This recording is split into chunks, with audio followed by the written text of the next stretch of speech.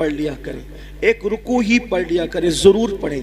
आप देखें कुरान शरीफ में एक सूरत है, कुरान शरीफ में एक सूरत है, अगर सोने से पहले उस सूरत को आप पढ़ लें, रोजाना पढ़ने की आदत डालें, तो ये सूरत की तासीर ये है कि आप जो सोचोगे वो होगा, जो सोचोगे वो होगा। उस सूरत का नाम है सूरह मुज़म्मिल। 2 रुकू पर मुश्तमिल है ये सूरत, और 5 मिनट से भी कम का वक्त लगता है। 5-6 दिन अगर आप उसको रेगुलर पढ़ेंगे ना सूरह मुज़म्मिल को, तो आपको ये ज़बानी याद हो जाएगी और आप सूरह मुज़म्मिल पढ़ने के आदी बने। जादू से बचेंगे, सहर से बचेंगे, बलाओं से बचेंगे, ये है।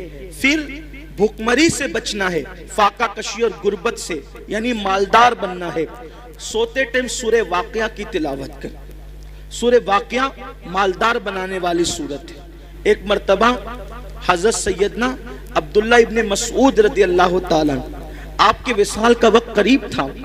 हजरत सैयदना उस्मान गनी आपके घर गए और जाने के बाद कहने लगे, भाई अब्दुल्ला, आपकी बड़ी दीनी खिदमत है, अब ऐसा लगता है कि तुम दुनिया में ज्यादा दिन तक नहीं रहोगे और तुम्हारी बेटियां हैं, और आप मुझे वसीयत कर दे कि मैं आपकी बेटियों के लिए क्या खिदमत कर सकता हूँ।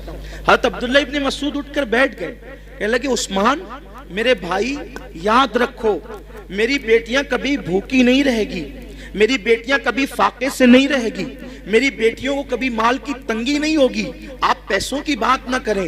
हजरत उस्मान गनी ने कहा, क्यों अब्दुल्ला, हम तो ये समझ रहे थे कि तुम्हारे पास माल नहीं है, इतने यकीन से जो बात कह रहे हो, ऐसा लगता है कि शायद तुमने बेटियों के लिए बहुत माल इकट्ठा कर रखा है। अब्दुल्ला बिन मसूद कहते हैं, नहीं, बेटियों के लिए माल इकट्ठा नहीं किया है, मुझे अपने नबी के फरमान पे भरोसा है। अल्लाह के रसूल अलैहिस्सलाम ने फरमाया कि जो सोने से पहले सूरह वाक़िया की तिलावत कर लेगा, उसके घर में कभी फाका कशी नहीं हो सकती। मैंने मेरी बेटियों को सूरह वाक़िया की तिलावत करने का आदी बना दिया है। जब तक वो सूरह वाक़िया पढ़ती रहेगी, इंशाअल्लाह कभी उनको फाका कशी की नौबत नहीं आएगी। ये सहाबा का यकीन था। बहुत सारी बच्चियों को रिश्ते नहीं आते, सूरह यासीन पढ़े, असर के बाद पढ़े, उनको अच्छे रिश्ते आएंगे। कुरान में सब है, लेकिन कुरान पढ़ना नहीं चाहते, तावीज लेना चाहते हैं, तावीज लेना चाहते हैं, वजीफे पढ़ना चाहते हैं। कुरान से बढ़कर कौन सा वजीफा है वो बताएं ना आप, कुरान से बढ़कर कौन सा वजीफा है। देखो हुजूर गरीब नवाज रदी अल्लाह ताला जयपाल जोगी के सारे जादू का जवाब सिर्फ एक आयत से दिया है गरीब नवाज ने, उसको आयतुल कुर्सी कहते हैं। आयतुल कुर्सी से जयपाल जोगी हार गया, गरीब नवाज के मुकाबले में नहीं आ सका। वो सूरह फलक सूरह नास पढ़ के दम कीजिए, नजर बद खत्म होगी। बच्चे जो शाम के वक्त रात रात भर रोते हैं, फलक और नास पढ़कर दम करो, बच्चे रोना बंद कर देंगे, नहीं रोएंगे बच्चे। नजर लगती है, 3 मरतबा लिलाफ कुरैश पढ़ो, नजर फौरन खत्म होगी। अब आप कहेंगे हम तो करते हैं ना, लेकिन असर नहीं होता। यही बात खास है, ये बात खास है। एक मुझे बहुत खूबसूरत बात यहाँ याद आई। हमारे मुर्शिद आबरूए सिलसिले चिश्तिया शहबाज औलिया हजरत सैयदी बाबा फरीदुद्दीन गंज शकर रदी अल्लाह ताला, ये सिलसिला चिश्तिया की आबरू है। बाबा फरीद बड़े प्यारे बुजुर्ग हैं, बाबा फरीदुद्दीन। गरीब नवाज ने कहा था, कुतुबुद्दीन ऐसे शहबाज का तूने शिकार किया है कि इसके जरिए से क़यामत तक तेरा नाम जिंदा रहेगा। बाबा फरीद के पास एक औरत आई और आकर कहती, सरकार मेरी बेटी की शादी है, पैसों का इंतजाम नहीं, सरकार इंतजाम कर दे। अब वो अल्लाह वाले लोग, और बाबा फरीद जैसा अल्लाह वाला, बाबा फरीद जब पाकपटन में रहने गए थे शुरू में, तो एक दरख्त के नीचे कयाम था, और जो कपड़ों की पोटलियां और जो सामान की गठरियां थी ना, वो रखने को जगह नहीं थी। पंजाब के लोग यानी पाकपटन के लोग बहुत सताते थे, रहने नहीं देते थे। तो सामान कहाँ रखें अपना, था तो थोड़ा ही सामान, जगह तो चाहिए, तो दरख्त पे लटका कर रखते थे सामान। अब जिसका खुद का छत ना हो, उसके पास आइए क्या कहने, मेरी बेटी की शादी नहीं, शादी है, पैसे का इंतजाम नहीं। अब बाबा फरीद, और बाबा फरीद, फरीद मतलब फरीद, ये उनका नाम नहीं फरीद, उनका नाम है मसूद और उनका लक़ब है फरीद। फरीद का मतलब होता है यक्ता, यक्ता, बेहमता, कोई हमसर नहीं, कोई सानी नहीं उनके दौर में, वो थे फरीदुद्दीन। बुढ़िया आई, आने के बाद कहा पैसों का इंतजाम नहीं। सरकार बाबा फरीद ने कहा एक काम कर माई, वो सामने जो ढेला पड़ा है ना मिट्टी का, वो ढेला मेरे पास ला। वो ढेला लाई, फरमाया पकड़ इसको। उसने ढेला पकड़ा। बाबा फरीद ने सूरह फातिहा पढ़ी 3 बार।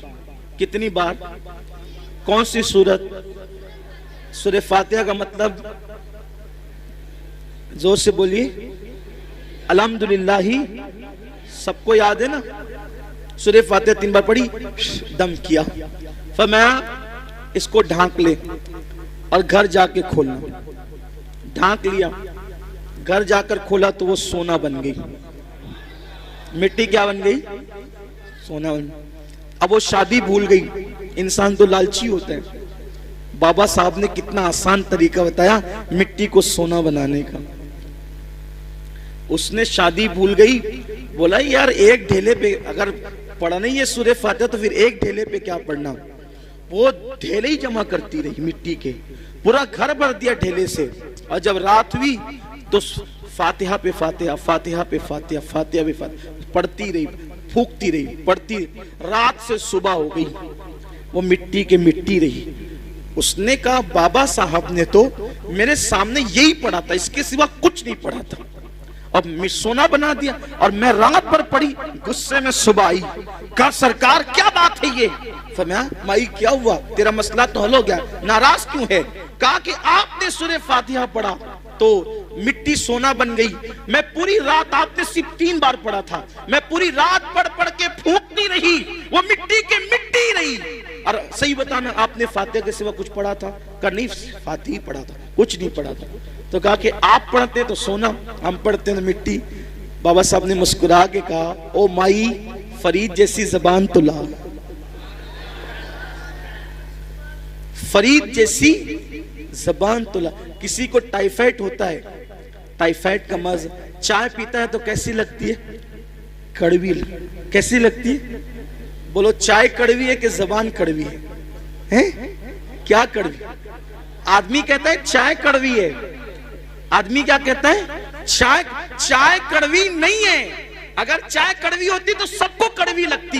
तेरी जबान कड़वी हो गई है, क्यों? क्योंकि तुझे बीमारी है, बीमारी की वजह से तुझे चाय कड़वी लग रही है। ऐसे ही जैसे टाइफाइड वालों को चाय कड़वी लगती है, वैसे हमें गुनाहों का टाइफाइड हो गया है। जिस दिन ये गुनाहों का टाइफाइड खत्म हो जाएगा, हम भी सूरह फातिहा पढ़ेंगे और मिट्टी सोना बनती चली जाएगी। लेकिन कोई बीमारी के, ये गुनाहों के टाइफाइड से निकले तो सही।